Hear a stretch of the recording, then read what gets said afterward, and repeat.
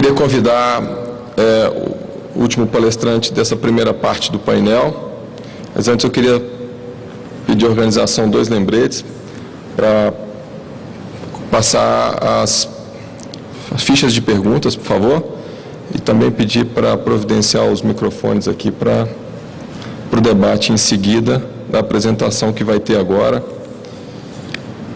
Bom, para encerrar essa primeira parte do painel, eu gostaria de convidar para subir aqui e fazer uma apresentação o senhor José Policarpo de Abreu, diretor científico da FAPEMIG, professor titular da Universidade Federal de Itajubá, coordenador do Grupo de Estudos de Qualidade de Energia Elétrica, do Centro de Qualidade e Compatibilidade Elétrica, presidente da Sociedade Brasileira de Qualidade da Energia Elétrica. Policarpo, por gentileza.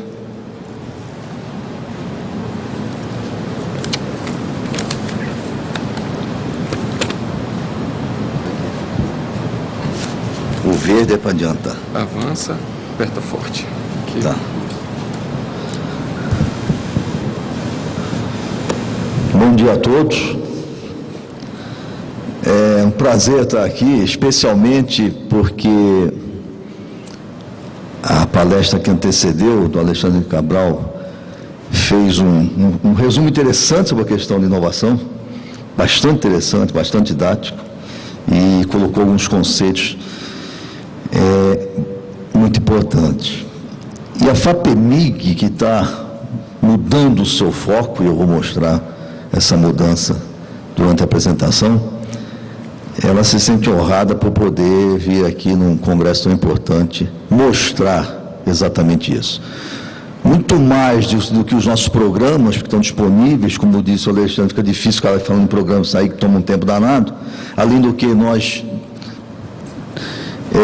liberamos esta tarde aí a nossa assessora especial de propriedade intelectual da presidência da FAPEMIG e a nossa gerente de propriedade intelectual para aqui estarem e conversar sobre os programas. Então, acho que trazer mais uma mensagem da direção da FAPEMIG, dessa nova direção que assumiu em fevereiro, e começa até pela própria sigla, que é aquele F que ali está, é um F de fundação, Fundação de Amparo à Pesquisa do Estado de Minas Gerais. Fundação hoje causa uma confusão danada sobre diversas facetas, mas particularmente porque há ainda confusão sobre o que é uma fundação de apoio e uma fundação de amparo. Ainda ontem, interessante vir aqui hoje, porque ainda ontem me ligaram dizendo, olha, eu estava querendo, de uma empresa, evidentemente não vou citar a empresa, estava querendo fazer um trabalho e eu sei que tem a Fundep com o FMG, tem a Funarb com a Universidade de Viçosa, mas eu estou procurando a FAPEMIG e falei, olha, desculpe, está fazendo uma confusão.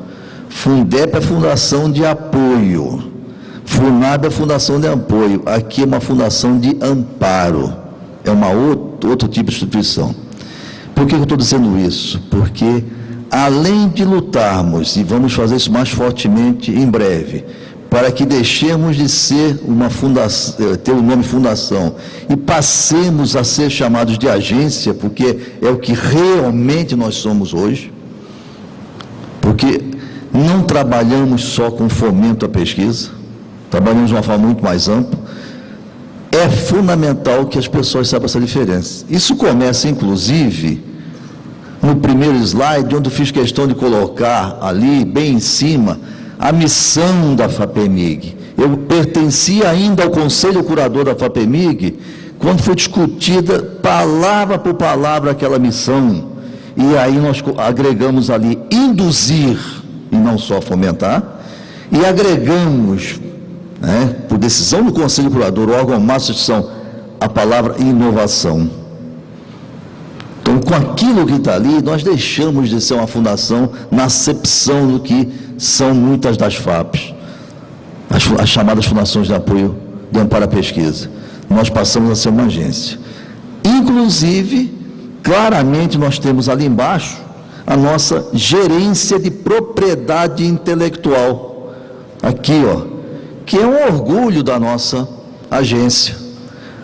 é uma das primeiras FAPs do país a ter uma gerência de propriedade intelectual. Em geral, as fundações de amparo, lidavam especificamente com a questão de fomento à ciência e à tecnologia. A FAPEMIG não faz isso, ela já não faz isso, ela já é uma agência porque ela trabalha inclusive em inovação, tem diversos programas de inovação, e criou, para mostrar sua vontade clara nesse sentido, uma gerência de propriedade intelectual. É óbvio que estamos com uma gerência de propriedade intelectual há pouco tempo, estamos aprendendo, estamos aqui dialogando, estamos trocando ideias, por isso fazendo questão de participar desse tipo de coisa, porque é muito importante. Mas o que importa é a nossa vontade de entrar fortemente nisso, a tal ponto que o Dr. Paulo Kleber, que é o nosso diretor de gestão, e eu estamos andando pelo Estado com uma palestra que é a FAPEMIG e a Lei Mineira de Inovação. Porque muitos desconhecem as leis de inovação. É impressionante, principalmente no mundo acadêmico, mas também no mundo empresarial. Muita gente desconhece as leis de inovação e o poder que ela, para mim, é a grande redenção do país. A Lei Federal de 2004 e a Lei Mineira de 2008. Recentemente em Curitiba, o secretário executivo do MCT ainda disse isso. Aqueles estados que não têm leis de inovação, por favor, as criem com urgência. Há dinheiro para isso. Há condições de trabalhar fortemente nisso. Acabou de dizer a FINEP aqui. Nunca teve tanto recurso para isso. Agora, é necessário que os estados também participem ajudando nisso. Aí a criação das leis específicas.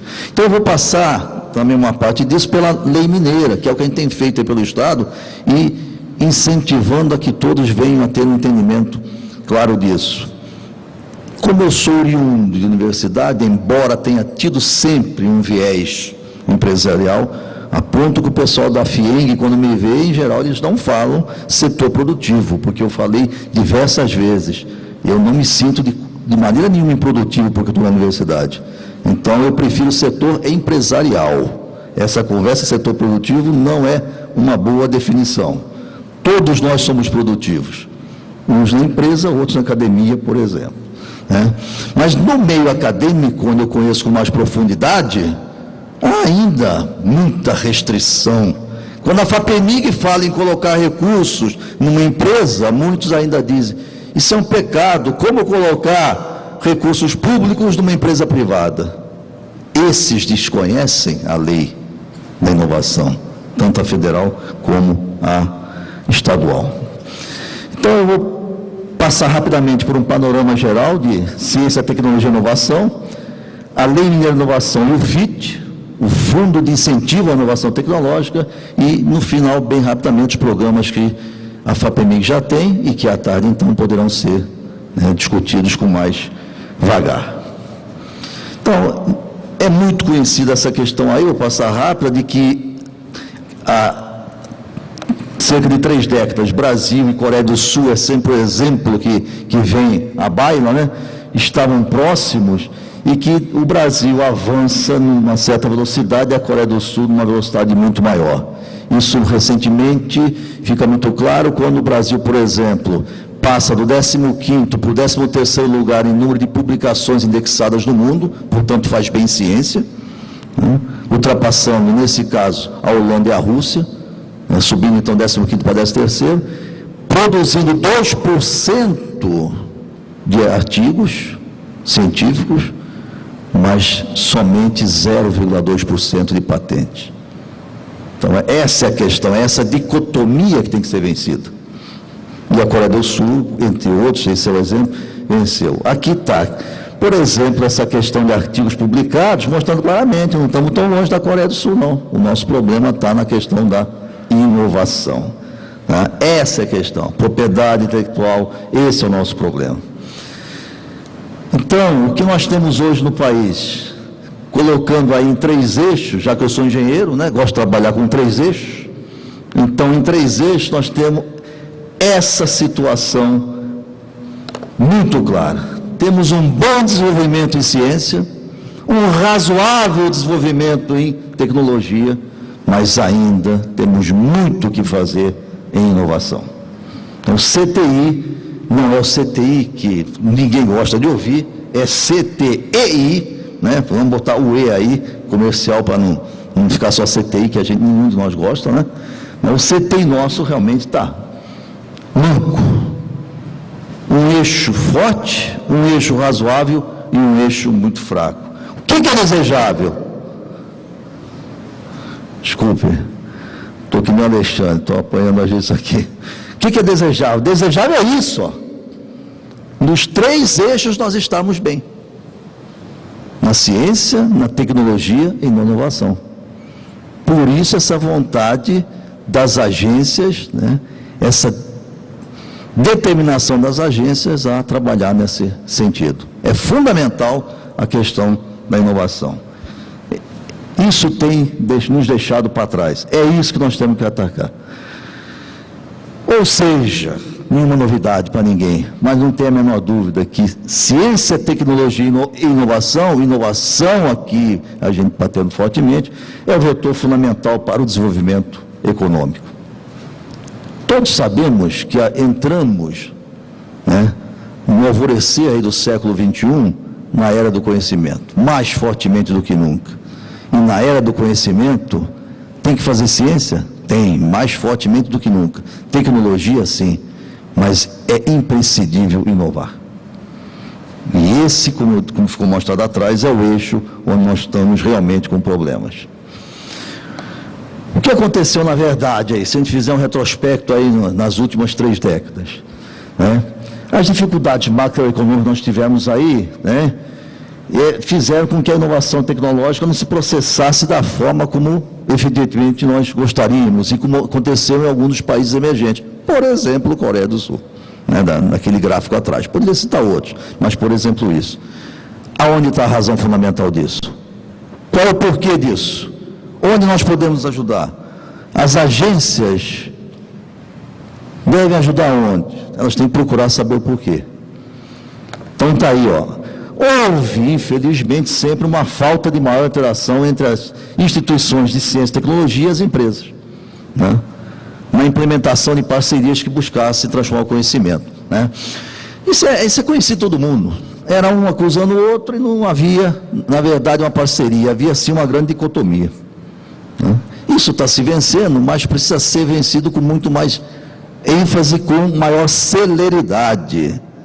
Temos que correr bastante para vencer esse problema. Não podemos mais ter, embora tenhamos, recentemente, um reitor da Universidade Federal me disse o seguinte, 2 semanas atrás: esse discurso seu, há 5 anos atrás, você apanhava aqui dentro da universidade, embora você também seja um professor de Universidade Federal, mas você apanharia aqui dentro, porque isso é discurso de professor, isso é discurso de empresário.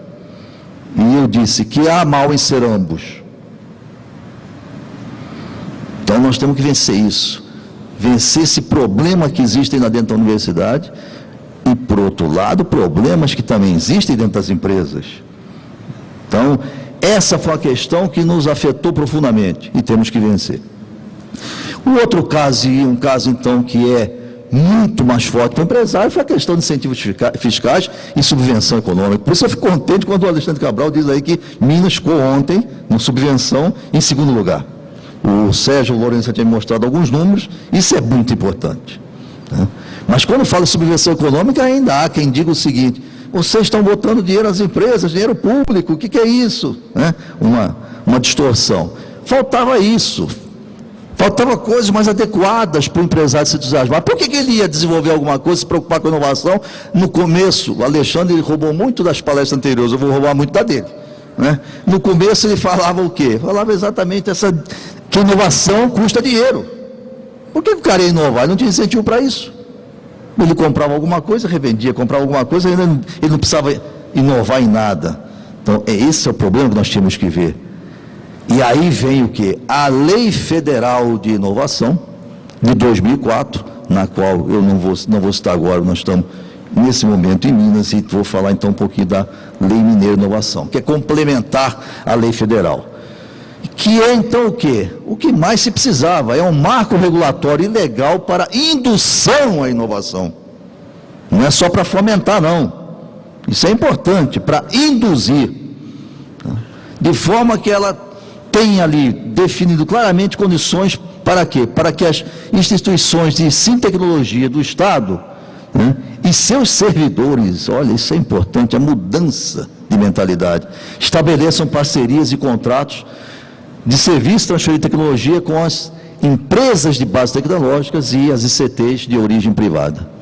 Isso é um avanço tremendo. Eu vi um professor da Universidade Federal, em 2004, usando a Lei Federal de Inovação para se associar a uma empresa em São Paulo para desenvolver alguma coisa que era importante. E ele pôde ser liberado para isso, porque existia uma lei. No caso, lá era a Lei Federal, né, de Inovação, 2004. Em 2008, nós entramos com a nossa lei mineira, permitindo, então, avançar mais ainda, né? Ela cria, como está ali, condições de ganho adicional e licença pessoal para o servidor para construir empresa inovadora ou trabalhar, né, numa EBT, ICT, né, de uma forma geral. Isso é importante. Não vou falar nenhuma coisa agora que ninguém saiba, mas uma lata de lixo em Brasília tem dado uma dor de cabeça tremenda para todo o país. Todos sabem a história da lata do lixo em Brasília. E isso criou uma série de problemas. Os operadores de direito criaram uma série de confusões. Os controladores do sistema estão criando uma série de confusões, estão colocando uma camisa de força. A ponto do próprio presidente da República, 3 sábados atrás, na Folha de São Paulo, ter dito o seguinte: não dá para fazer nada, porque o TCU não me deixa fazer nada. Ele que falou, não fui eu? Está lá. Mas isso é o que a gente sente aí.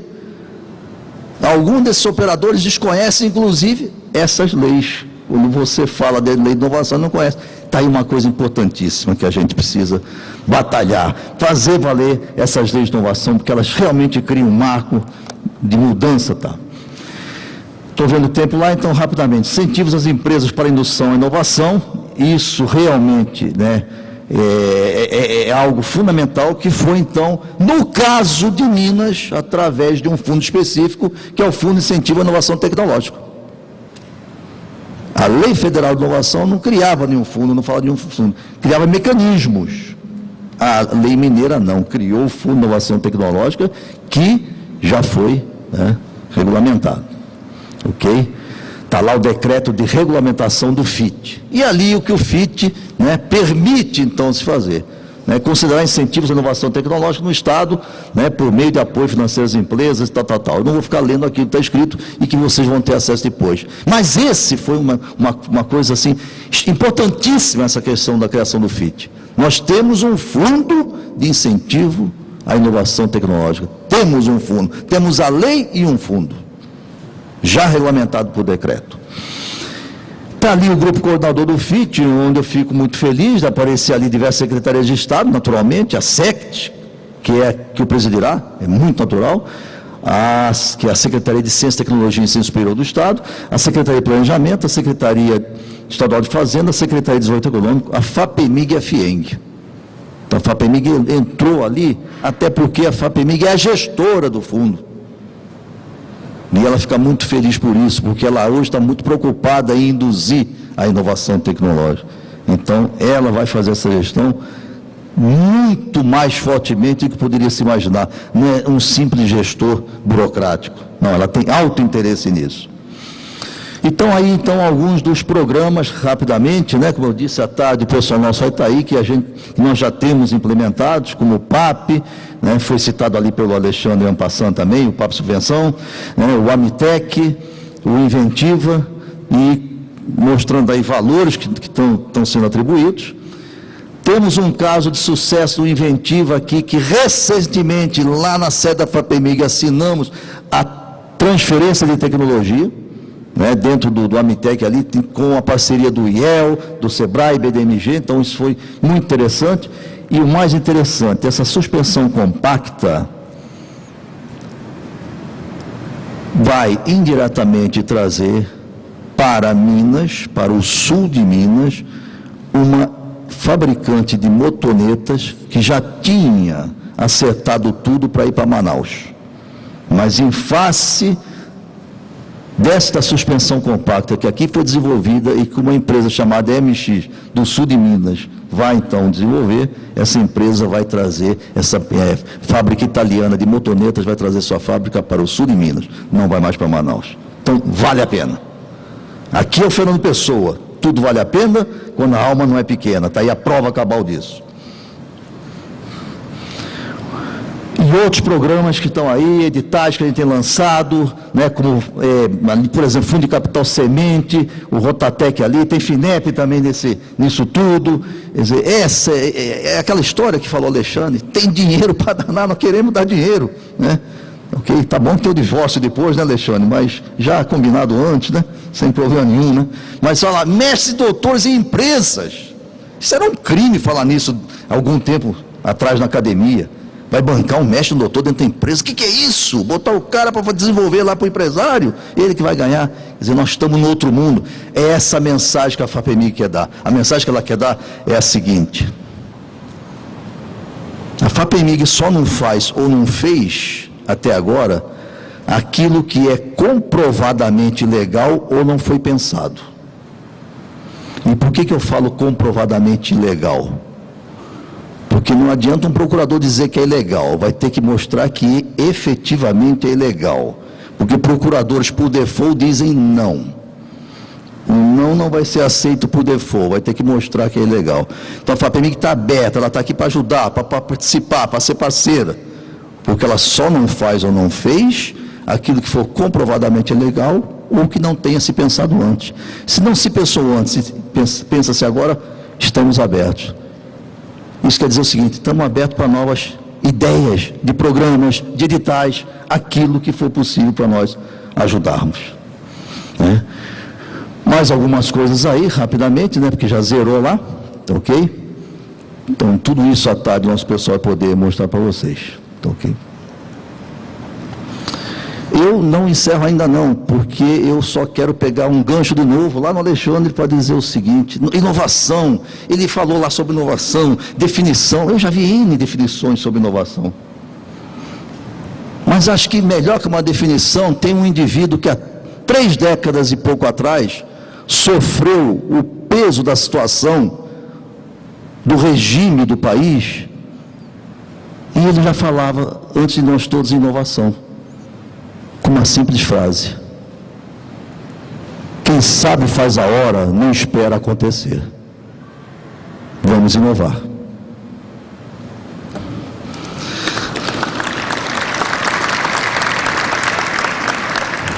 Eu gostaria então que só passasse um filminho rapidamente, que ele tem lá também para passar, né? Já que o Alexandre usou um filme, mas isso é muito rápido mesmo, de uma inovação, de um produto que foi lançado quarta-feira passada, dia 8, neste estado, e que vocês vão ver agora, fruto da questão da inovação. Agora você vai conhecer um tênis que pode revolucionar a forma como você anda. É o Chromic Aerobase.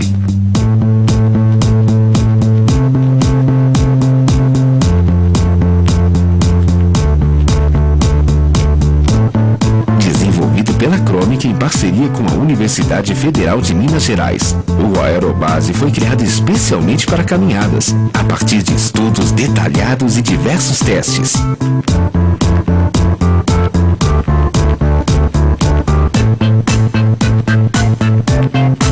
O Aerobase está um passo à frente de tudo que você já viu.